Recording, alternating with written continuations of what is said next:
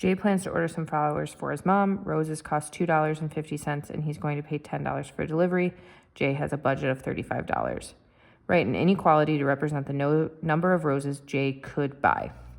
So I know that this is our unknown. We don't know how much Jay could buy, or that's what we could have some differences in. So that's going to be our X. So I'm going to put, I know that roses cost $2.50 each. So $2.50 per rose, which is our X. And he has to pay the delivery fee, which means and the $10 for delivery, and would mean he is adding that $10.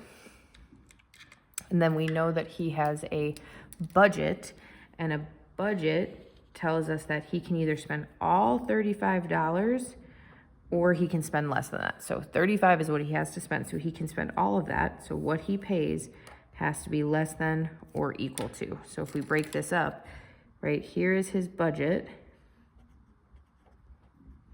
And over here, this 250 plus 100 is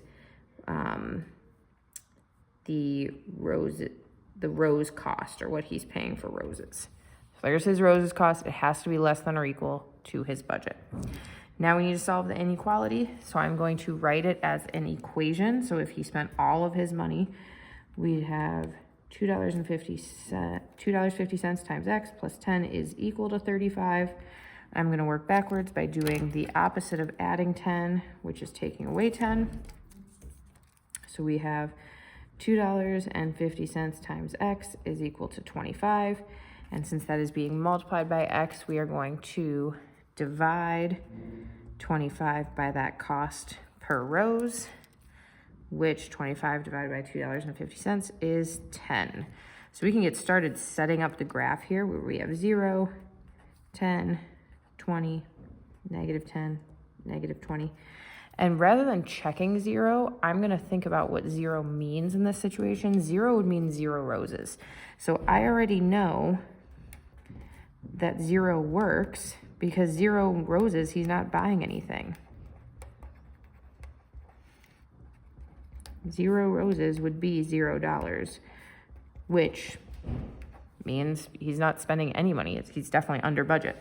So he can spend exactly $10, because that's where we have our or equal to, and then we can go towards 0.